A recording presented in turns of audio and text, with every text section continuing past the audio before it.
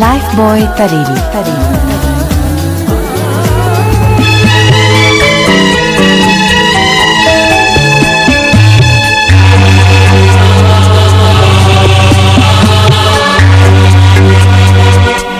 Ha ha ha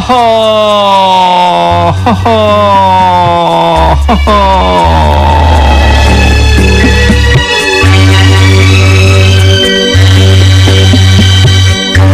काठमाडौँका आकाशबाट जुन उदाएर अस्ताएको पनि धेरै भयो। ताराहरूको उज्यालो रापले तपाईँ जति आह्लादित हुनुहुन्छ म पत्तो पाउँछु। धेरैका लागि आज क्रिसमस पनि हो। म तपाईहरूको महोत्सवसित साथै छु, तर तरिले मलाई तपाईँ छेउ नजिक नजिक पारेर भन्छ, जिन्दगीमा मन नपर्ने कुरा गर्दा नि जिन्दगीसित अर्थ मथिन्छ। मथ्ने बुझ्नुहुन्छ नि, दही मथ्ने, दूध मथ्ने हो, त्यस्तो मथिन्छ जिन्दगीको अर्थ। मनोविज्ञानीका विद्यार्थीहरूले जानेका छन्, तपाईँ जति घोटिनुहुन्छ चकमकसित आगो त्यति निस्किने हो। चकमकबाट आगो निकाल्ने एउटा शास्त्रीय विधि हुन्छ, सायद तपाईँले देख्नु भएको होला, तपाईँ जानकार पनि हुनुहुन्छ होला।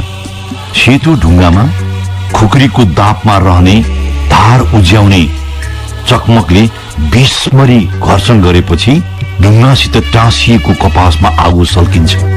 मनोविदहरू आफूलाई मन नपर्ने कुरा गर्ने किस्सा भन्दा ती चकमकको उदाहरण दिन्छन्। आफूलाई मन नलागेको काम गर्दा मानिसहरूभित्र घर्षण उत्पन्न हुन्छ र त्यो घर्षणमा मानिसले आफू भित्रबाट अठोट निकाल्नु पर्दछ। अठोटले मानिसभित्र यति बिग्न शक्ति निस्किन्छ, उसलाई कुनै शक्तिले पनि रोक्न सक्दैन। माइक टाइसन बारे तपाईले पढ्नु भएको छ भने उनलाई उभिएर सलाम गर्न मन लाग्छ। व्यावसायिक बक्सिङमा माइक टाइसनले 20 वर्षसम्म लगातार साम्राज्य नै चलाए। सबभन्दा कम उमेरको विश्व च्याम्पियन भए माइक टाइसन। राम्रो किशोर जीवन थिएन। 13 वर्षकै हुँदा उनलाई अपराधिक क्रियाकलापमा पुलिसले 38 पटक समातेको थियो। इमेजिन गर्नुहोस्, 38 पटक। असाध्यै लजालु, थोरै बोल्ने र लाप्पा खेल्न सधैँ डराउने। लाप्पा खेल्न पनि डराउँथे उनी। खासमा टोलमा उनको गुवासपन देखेर नै सबै उनलाई जिस्क्याउँथे र उल्ल्याउँथे पनि। असाध्यै नराम्रो पारिवारिक वातावरण हुर्केका टाइसन एक दिन उनको भेट बक्सिङ गुरुसित हुन्छ अकस्मात। क्रस ड्यामाटो इटालियन बक्सर, बक्सिङ प्रशिक्षक। उनी पनि न्युयोर्कको ब्रोङ्क्समा हुर्किएका। सन् 1980 को मार्चतिर टाइसनको भेट ड्यामाटोसित एउटा पुरानो बक्सिङ प्रशिक्षण थलोमा हुन्छ। सानो अभ्यासमा कुरा हुँदा ड्यामाटोले एक दिन उनलाई दिवा भोजनमा बोलाउँछन्। दिउँसो खाना खाने गरी खाना खाने गर्दा ड्यामाटा टाइसनतिर फर्किँदै भन्छन्, यदि तिमी मेरो कुरा सुन्न तयार छौ भने म तिमीलाई विश्वको कान्छो विश्व च्याम्पियन बनाउन सक्छु। त्यति भनेको थियो उनले। टाइसन अलमल्ल पर्दछन्। 70 वर्ष पाको बक्सिङ प्रशिक्षकको कुरा सुनेर, तर आज्ञाकारी जस्तै उनी ड्यामाटोको कुरा मान्दछन्। हेर्नुहोस्, टाइसन बिहान 4 बजे उठ्छन् र 3 देखि 5 माइल कुद्छन्। हप्ताको 55 घण्टा प्रशिक्षण लिन्छन्, काम गर्छ। विश्व च्याम्पियन भइसकेपछि उनले एक ठाउँ भनेका छन्, कोही प्रशिक्षार्थी पनि बिहान 4 बजेतिर उठ्ने अभ्यासमा सामेल हुँदैनथे। कोही पनि। म कुदिरहँदा मलाई लाग्थ्यो अरू कोही पनि कुदिरहेका छैनन्, त्यसैले मैले गर्नुपर्छ। त्यति मात्रै। हेर्नुहोस् है, अरू कोही पनि कुदिरहेको छैन, मैले गर्नुपर्छ, मैले कुद्नुपर्छ। र माइक टाइसनको मिहिनेतले नतिजा दिन्छ। 1982 मा उनले जतिजनासँग भिडे तिनलाई उनले रिङमा आउट गरे, पछारे। सन् 1986 मा उनी 20 वर्षको उमेरमा विश्वको सबभन्दा कान्छो उमेरको विश्व च्याम्पियन बने बक्सिङमा। र त्यसै बेलादेखि नै माइकको नाम द आइरन माइक ज्याक्सन भयो। हेर्नुहोस्, आइरन माइक ज्याक्सन। कसैले आफ्नो सफलताको रहस्य सोध्दा उनी आफ्नो गुरुतिर हेर्दै भन्छन्, द आइरन माइक रुल। त्यसको नामै थियो, अहिले पनि तपाईँले हेर्न सक्नुहुन्छ, द आइरन माइक रुल भनेर। अर्थात् तिमी त्यो गर जुन मन पर्दैन र यसरी गर मानौ तिमीलाई सबभन्दा मन पर्छ त्यो काम गर्न। आजभोलि यसैलाई द आइरन माइक रुल भनेर बोलाइन्छ। तिमी त्यो गर जुन मन पर्दैन र यसरी गर मानौ तिमी त्यसलाई सबभन्दा धेरै मन पराउँछौ। कति रमाइलो कन्ट्राडिक्सन छ हेर्नुहोस्, कति रमाइलो अन्तर्विरोध छ र कति रमाइलो त्यसको प्रतिफल निस्किन्छ हेर्नुहोस्। जे गर्न मन लाग्दैन त्यो गर र यसरी गर मानव तिमीलाई सबभन्दा बढी मन पर्दछ। निरन्तर लागि पर्नेहरूसित जिन्दगीमा बिना तोकताकको गफ गरेर बस्ने फुर्सद हुँदै हुँदैन। तपाईँ देख्नु भएको छ नि, बिना तोकताकको गफ गरेर बस्ने मान्छेहरूको भिड। जिन्दगीसित गुनासो गरेर बस्ने हामीले जहिल्यै महामानवको प्रतिमूर्ति ठड्याएर आफूलाई झुक्क्याएका छौँ कि महामानव भन्ने चिज हुन्छ भन्ने किसिमको आफूलाई झुक्क्याउँछौँ हामी। खासमा महामानव भन्ने त्यस्तो कुनै तथ्य हुँदैन। तपाईँ आफूभित्रको ऊर्जालाई निरन्तर एउटै दिशामा लगाएर हिँड्ने बित्तिकै तपाईसित गुनासो सकिन्छ जिन्दगी प्रतिको। तपाईसित अर्कामाथि दोष थुपार्ने बहाना तुरिन्छ। माइक टाइसन बिहान 4 बजे उठेर कुद्दा उनलाई एउटै कुराले ढाडस दिन्थ्यो। अरू कसैले पनि यति बिहान कुदेर अभ्यास गरेको छैन र उनी विश्व विजेता। अझै तपाईले अस्ट्रेलियाका किसान धावक क्लिफ यङलाई पढ्नुभयो भने तपाईँ जिब्रो नै टोक्नुहुन्छ। सत्य आलु उत्पादन गर्ने किसान क्लिफ यङ 61 वर्षको 1983 देखि 1991 सम्म अस्ट्रेलियाले 875 किलोमिटर दूरीको अल्ट्रा म्याराथन प्रतियोगिताको आयोजना गर्दै गर्थ्यो। हेर्नुहोस्, इमेजिन गर्नुहोस् तपाईँ 875 किलोमिटरको अल्ट्रा म्याराथन। विश्वका नामवन्त धावकहरू सिडनीदेखि मेलबर्नसम्मको 5 दिन लगाएर दौड्थे, कुद्थे 5 दिन र पुरा पनि गर्थ्यो त्यो दौड। धावकहरू यस्तै दौडका लागि प्रशिक्षित गरिएका हुन्थे किनकि यो अल्ट्रा म्याराथन दौड असाध्यै कठिन मानिन्थ्यो। 1983 मा यही दौडमा सामेल हुन क्लिफ यङ नामक आलु किसान उत्पादक आजको सामु उभिएका छन्। हेर्नुहोस्, म पनि यो दौडमा भाग लिन्छु भनेर सबै अचम्म पर्छ र क्लिफ यङ दौड्न सुरु गरेका छन्। प्रेसका प्रतिनिधिहरू, प्रेसका संवाददाताहरू क्लिफलाई बौडा भनेर दुत्कारछन् आफ्नो लेखहरूमा, आफ्नो संवादहरूमा। उनी सजिलै जवाफ दिन्थे। जब उनलाई सोध्थ्यो सक्छौ, उनी भन्थे सक्छु, म किसान हुँ। मेरो इलाकामा खेतीपाती गर्नु भनेको ट्र्याक्टर र घोडाहरू हुन्नन्। साथी क्लिफ यङ जहाँ खेती गर्थे त्यहाँ घोडा पनि थिएनन् र ट्र्याक्टर त कुनै थिएन त्यो बेलामा। हेर्नुहोस्, आजभोलि मलाई थाहा छैन। अस्ट्रेलियाको त्यो आदिवासी इलाकामा घोडा र ट्र्याक्टर पुगेकै थिएन त्यति बेला। आधी बेरी आउँदा म हिँडेरै भेडाहरूलाई गोठमा थुन्थे। मसित 2000 भेडाका बथान छन् र 200 एकरको जमिन छ मेरो आफ्नो। कहिलेकाहीँ त म एक्लै 2-3 दिनसम्म भेडाको पछि कुद्छु पनि। अहिले पनि तिनलाई समात्न मैले रात दिन हिँड्नुपर्छ र कहीँ गएर ती थुनिन्छन् एउटा ठाउँमा। त्यसैले म यो दौड सक्छु। उनको सजिलो जवाफ हुन्थ्यो कि सबै धावकहरूलाई थाहा थियो 5 दिन दौडिन्थ्यो, त्यो पनि 18 घण्टा दौड्ने र 6 घण्टा सुत्ने। क्लिफलाई त्यसबारेमा केही पनि थाहा थिएन, कति घण्टा हिँड्नुपर्छ र कति सुत्नुपर्छ भनेर। पहिलो दिन सकिएपछि भोलिपल्ट सबै धावक अचम्बित थिए। जो त्यो दौडमा सामेल थिए नि सबै अचम्बित भए किनकि क्लिफ रातभरि नै हिँडिरहेका थिए, कुदिरहेका थिए रातभरि नै। सुत्ने कामै थिएन। उनी 5 दिनै बिना सुतेर कुदिरहे, यो भेडा धपा जस्तै गरी। क्लिफले अल्ट्रा म्याराथन दौड पुरा मात्र गरेनन्, जिते पनि। उनको दौडको प्रसंगले नै निस्किएको हो यो आह्वान। गति मात्रै सबै थोक होइन मित्र, के निरन्तरता पनि हो यो आह्वान निस्किएको हो। आज तपाईँ कतै अल्मलिनु भएको हो भने तपाईँ आफ्नो निरन्तरतामा विशृङ्खलित हुनुहुन्छ। त्यति मात्रै हो, विशृङ्खलित बुझ्नुहुन्छ नि, श्रृङ्खला टुटेको।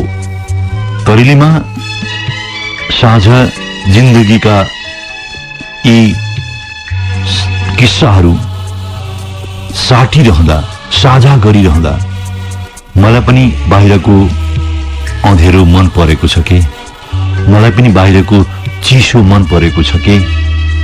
तरिलीमा हुनुहुन्छ नि, सत्य म सलाम गर्छु।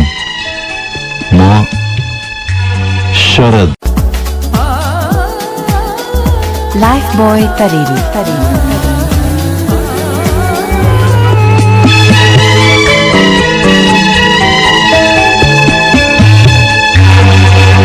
तपाईँ हामीसित अप्ठ्यारो काण्ड परेको छ भने हामी जीवनका सरल भन्दा सरल अर्थहरूलाई जटिल र कठिन बनाएर डिठ्याइ देखाउँछौ कि। डिठ्याइ बुझ्नुहुन्छ नि, ओजे ओभर जान्ने। खुसी हामीलाई चाहिने हो, प्रसन्नता हामीले रोजेको विषय हो, तर खुसी खोज्ने नाममा, प्रसन्नता लिने नाममा तपाईँ हामीले गरेका खुरापातलाई संकलन गरेर सुकाउनुस् त एकचोटि। तपाईलाई आफ्नै आचरण, आफ्नै व्यवहार ठिस लाग्नेछ। असाध्यै विकलाङ्ग एमिली एस्फानी स्मिथ एकजना अमेरिकी अध्येता छिन्, लेख्छिन्, अनुसन्धान गर्छिन् र मानवीय अनुभवहरूलाई संकलन गरेर निचोड दिन्छन्। हामी जस्तो छौं त्यस्तो किन छौं र यो दुःखले भरिपूर्ण संसारमा कसरी कृपापूर्ण जिन्दगी उपलब्ध हुन सक्छ। उनले वर्षौं अन्तरसंवाद गरेर हजारौं मानिसहरूसित अन्तर्वार्ता गरेर एउटा पुस्तक लेखिन्, द पावर अफ मिनिङ। हाम्रो संस्कृति प्रसन्नताग्रस्त छ। याद गर्नुस्, प्रसन्नतालाई आधार मानेर जिन्दगीको हिसाब किताब तोक्छ र जतिखेर एउटा तराजु हामी तोकिदिन्छौं, हाम्रा सारा हिसाब किताब एकल काट्ने हुन पुग्छ। यो पृथ्वीको मौसम नबुझ्या जस्तै हो कि जिन्दगीको मौसम चिसो सधैँ रहँदैन, यसको अन्त्य अवश्यम भावी छ, हुन्छ। त्यस्तै प्रसन्नतालाई तराजु बनाउँदा हामीसित कहाँ बिग्रिएको छ भने त्यसको अन्त्य अवश्यम भावी छ। त्यो सकिन्छ। आउने जाने गरिरहने विषय हो प्रसन्नता। तर हामीले जीवनको नभई नहुने कडी बनाएर आफ्नो जीवनको हिसाब किताब जोख्यौं। यहीँनिर एमिली आफ्नो पुस्तकको सार खोज्छिन्, द पावर अफ मिनिङमा। मानवीय अनुभवहरूले करोडौं वर्षदेखि संग्रह गरेका निचोडहरूलाई उनी केलाउँछिन् र मान्छेको जीवनमा अनुकम्पा मिल्ने अवसरको अर्थ लाउँछिन्। एमिललाई टेड टकमा कहिले सुन्न भ्याउनु भयो भने उनले जिन्दगीको यस्तो गहिराईमा पुर्याउँछिन् तपाईलाई, तपाईँ छ्याङ्गै, तपाईँ शान्त, उनी संख्या बता तपाईलाई चकित पारिदिन्छन्। खुसी खोज्छौं हामी, सबै खोज्छौं, जीव जानेर फालेर खोज्छौं हामी, म त्यसको हिसाब किताब वा लेखा प्रणाली राख्दिन। तर मिहिन गरी तपाईले केलाउनु भयो भने पाउनुहुनेछ। हामी खुशी पाउन, सुख पाउन जिउको किडनीसम्म बेच्छौं। मलाई थाहा छ तपाईँ किडनीको व्यापारमा हुनुहुन्न, तर नेपालका केही भागमा किडनीको बीच बिखन गर्नेहरूको सूची तपाईँ पाउन सक्नुहुन्छ। त्यो जमातै त्यो भेट्न सक्नुहुन्छ। ऋण तिर्न के, टुक्रा जग्गा किन्न के, किडनी बेच्छन् मानिसहरू। कस्तो सुख हो, कस्तो खुशी हो। तपाईँ गरिबीमा त्यसलाई अर्थ नलाउनु होला, दरिद्रतामा त्यसलाई व्याख्या नगर्नु होला। एमिली भन्छन् जो वर्तमानमा खुशी पाउन कुद्या छन्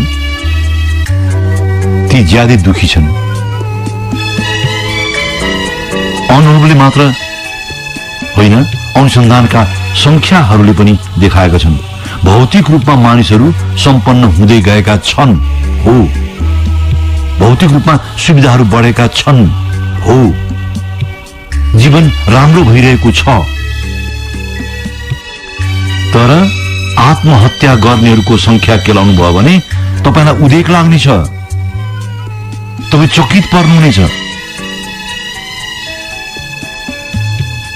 तपाईले अलिकति निहालेर हेर्नुभयो भने देख्नुहुनेछ मानिसहरू निराश छन्, उदास छन् र खाली खाली छन्। एमिली लेख्छिन् मानिसहरू त एउटा प्रश्न आजभोलि ज्यादै उठ्न थालेको छ। त्यो प्रश्न के थाहा छ त? यति नै, त यति नै। एमिलीले गरेको अनुसन्धान अनुसार मानिसहरूमा बढेको निराशाको कारण प्रसन्नता सकिएर होइन, अर्थ केही नभएर हो। जीवनमा अर्थ हुनुको कमी। उनी भन्छन् अध्ययनहरूले देखाएको छ जो अर्थपूर्ण जिन्दगी बाँच्छन् ती लचिलो हुन्छन्। जीवनप्रति लचिलो, दीर्घायु जिन्दगी बाँच्छन् ती। मैले धेरै पटक सुनेको छु मानिसहरू जहिल्यै पुरानो जीवनको सार्थकताको किस्सा भनिराखेका हुन्छन्। तपाईले पनि त्यस्तो गर्नुभएको हो। म त्यो बेला त राम्रो मेरो जिन्दगी, त्यो बेला मेरो राम्रो जिन्दगी के भन्नुहुन्छ नि तपाईँ पनि। त्यहाँ हुँदा रमाइलो थियो हामी, कस्तो खुस थियो हाम्रो, कस्तो खुसी थियो हाम्रो भन्छौँ हामी। तर चोटहरूले तपाईको आजको जिन्दगी बनेको छ। किन बिर्सिएको भने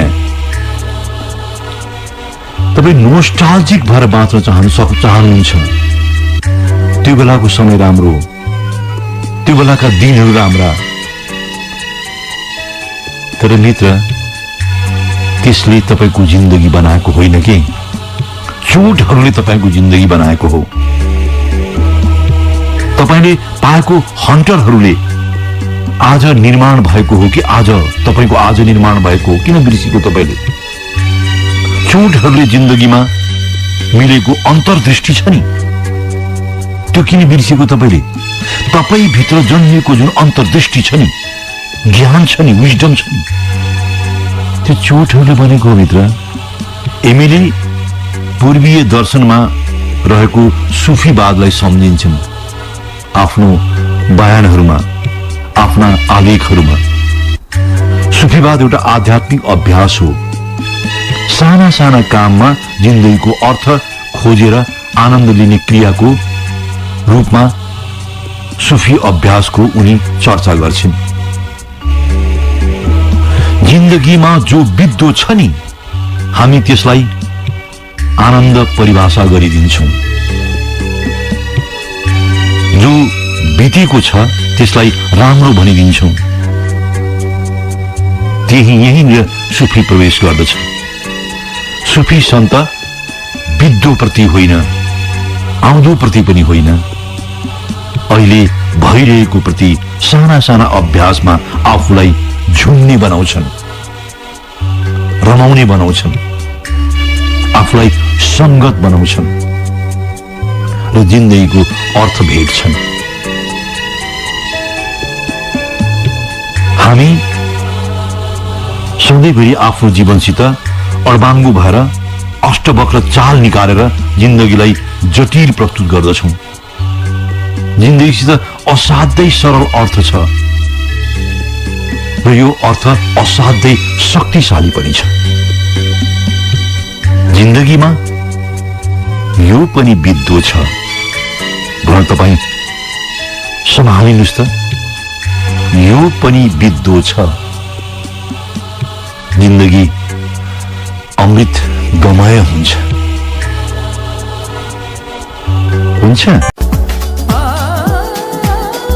Lifebuoy Tareli.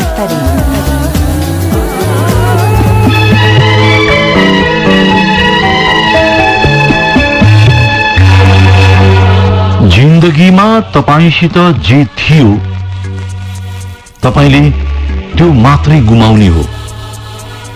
तपाई जे हो त्यो गुमाउने नै होइन, संग्रहित गुम्ने हो, न कि तपाई। जीवनको यो सानो सूत्र नबुझ्दा मात्रै अहिले हाम्रो हताशपन बढेको, हाम्रो उदासी गहिरिएको हो। जिन्दगीमा हामीसित भएको केही गुम्दा हामीलाई लाग्छ हामी गुम्यौं, हामी सकियौं। आफूसित भएको कुरा गुम्दा जिन्दगी गुम्दैन, जिन्दगी सकिँदैन। हामी यही पासोमा जिन्दगीका सारा भेदलाई फुस्काइदिन्छौं, जिन्दगीका सारा अर्थहरूलाई बेअर्थी बनाइदिन्छौं। तपाईले भने जस्तो जिन्दगीमा तपाईलाई सुख मिलेको छैन, म मान्छु। तपाईले भने जस्तो जिन्दगीमा तपाईलाई सुख मिलेको छैन होला, म त्यो पनि मान्छु। तपाई त्यसलाई तराजु बनाएर, त्यसलाई क्याल्कुलेटर बनाएर आफ्नो जिन्दगीसित हिसाब खोज्नुहुन्छ नि, नाफा नोक्सानको त्यो हिसाब निकाल्नुहुन्छ नि, हो त्यहाँ मात्रै म तपाईसित असहमत छु। गुम्ने तपाईबाट समृद्धि मात्रै हो, सुख होइन। तपाईको कमाइले, तपाईको आर्जनले यो जिन्दगीमा समृद्धि भित्रिएको होला, तर सुखसित तपाईले यसलाई जोडेर आफू सकिएको निष्कर्ष निकालिदिनु भएको छ। तपाईले सूत्र कहाँ थियो, भेद कहाँ थियो भने तपाईले गुमाउने भनेको यो जिन्दगीमा समृद्धि मात्रै हो, सुख तपाईको विरासतमा मिल्ने थोक थियो। तपाईले आफै आर्जन गरेर आएको कुरो थियो त्यो। हामी मिसमास गरिदिन्छौँ कि अनि रुन्छौँ सबै थोक गुम्यो भनेर। यो जिन्दगीमा गुमेको केही छैन, गुमेको केही पनि छैन। केवल हामी एउटा सानो अन्तर्द्वन्द्वमा फसेका हुन्छौँ, मिसमासको अन्तर्द्वन्द्व। हामीसित जे छ त्यो समृद्धि मात्रै हो, सुख होइन। सुख त तपाईँ हो, तपाईँ स्वयं हो सुख के। अब मिसमास कहाँ भयो भने तपाईँ जे सुख थियो र गुमे भन्नुहुन्छ त्यो तपाईँ होइन, तपाईँ शीत थियो कि उधारो मिलेको र सदैव जो तपाईँसित थियो त्यो त सुख नै हो नि। कहाँ खरा हिँडेको तपाईँ, किन लतारेको तपाईँले, किन लात हानेको त्यसलाई तपाईँले। एउटा प्रसङ्ग सुनाइन्छ धेरै ठाउँमा। प्राचीन ग्रिसमा एकजना सम्राट बिरामी परेका छन्। बिरामी यति धेरै बढ्यो कि लगभग निश्चित थियो सम्राटको मृत्यु हुन्छ। अब राजधानीमा सारा राजधानीवासीहरू दरबार अघिल्तिरको चौकमा भेला भएका छन् राजाको स्वास्थ्यको चिन्ता गर्दै। त्यति बेला एकजना साधु पुगेका छन् त्यहाँ। ती साधुको सिद्धिको चर्चा पनि चारैतिर थियो। उनले कुनै मुर्दालाई छोयो भने पनि बाँच्छ भनिन्थ्यो। ती साधु अब ती पुगेछन्। अब मन्त्रीहरू सबैजना घेर्छन् उनलाई र राजा सामु पुर्याउँछन्, जो बिरामी पर लम्पसार पर सुतेका छन्। अब ती साधु राजालाई हेरिसके भन्छन्, यी सम्राटलाई केही भएको छैन, केही बिरामी छैन, यिनी ठिक भइहाल्छन्। या एउटा सानो उपचार गर्ने बित्तिकै ठिक भइहाल्छन्, सजिलो छ, हुन्छ, यस्तो के। सारा दरबारीहरू साधुले भनेको कुरा गर्न तयार हुन्छन्। के गर्नु पर्यो त भन्नुहोस् न।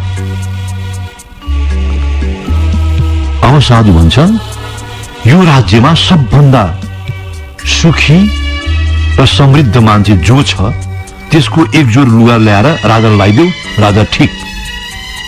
वाउ, जादु जादु। रोग निको हुन्छ भनेपछि दरबारीहरू एकदम हौसिन्छ। सारा दरबारीहरू राज्यको सबभन्दा सुखी, सबभन्दा समृद्ध व्यक्तिको खोजमा चारैतिर कुद्छन्। तीमध्ये केही राज्यका सबभन्दा समृद्ध साहुकोमा पुगेका छन् र साधुले भनेको कुरा सुनाउँछन्, लुगा माग्छन्। सबभन्दा धनी साहु दरबारका पदाधिकारीहरूको कुरा सुनेर दिक्क मान्दै भन्छन्, म सम्राटलाई जोगाउन ज्यान दिन तयार छु, ज्यान लैजाऊ। तर तिमीहरू मसित जे मागिरहेका छौ त्यसमा मसित समृद्धि चाहिँ जति छ, धन सम्पत्ति कति छ, मैले कमाएकै त्यही हो यो जिन्दगी भर। तर सुख खोइ त्यो त मलाई थाहा छैन, म अपरिचित छु। दरबारीहरूमा सन्नाटा छन्छाउँछ। एक महलबाट अर्को महल चहार्दै हिँड्छन् ती। सबैका सबै त्यही जवाब दिएका छन्। अब साधुले भने उनीको लुगा भेट्दैनन् ती दरबारीहरू। साँझ परेको छ। दरबारका मन्त्री उपमन्त्रीहरू सबका सब निराश भएर राजधानी फर्किँदैछन्। अब यत्रो सम्राटका दरबारका पदाधिकारीहरू सबै खिन्न छन्। के मुख देखाउने राजाको अघितिर। त्यति नै खेर एकजना बुढा मन्त्री पाक्क भन्छन्, मलाई त पहिले थाहा थियो मलाई, हाम्रो प्रयास सफल हुन्न। किनकि तपाईँ र म राजाका सबभन्दा नजिकका मन्त्रीहरू, त्यो पनि वर्षौंदेखि दर सन्तान, हामीसित के सम्पत्ति थिएन। यति सम्पत्ति हुँदाहुँदै पनि हामीभित्र कहिले यो विचार आएन कि हामी आफ्नै लुगा दिउँ त। कसैले सोच्यो हामी भित्रै यो सोच आएन भने हामी अरूबाट माग्न पनि हिँडेका हुन्छौँ। धनी मानीको लुगाबाट राजाको रोग व्याधि निको हुने भए राजासितै कम सम्पत्ति थियो त उनलाई आफ्नै कपडा लगाई दिए हुन्थ्यो नि, उनको आफ्नै कपडा काम लाग्थ्यो नि। मैले त त्यसै बेला अनुमान गरेको थिएँ हाम्रा कुनै प्रयत्न काम गर्दैनन् ती बुढा मन्त्री भनिरहेका छन्। राजाको देहावसान हुन्छ।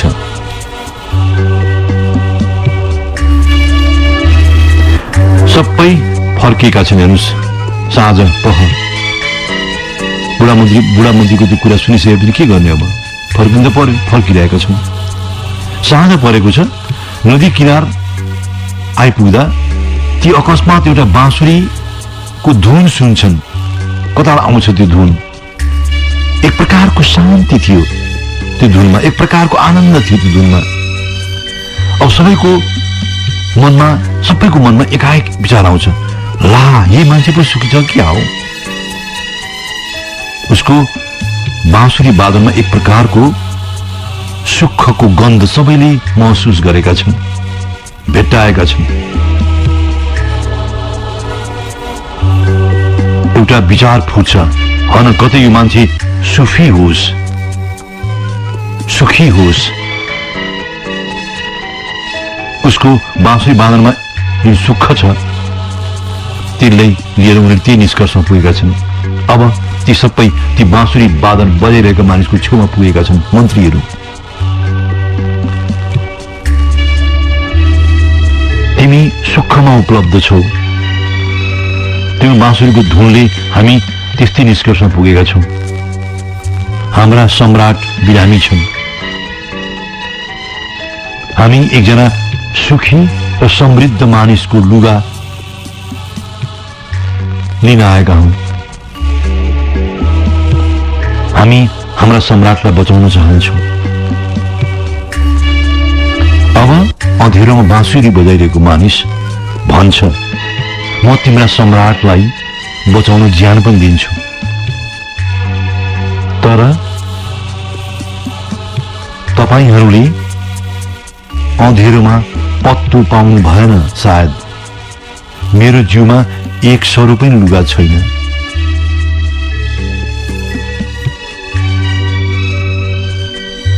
भोलिपल्ट सम्राटको देहान्त हुन्छ।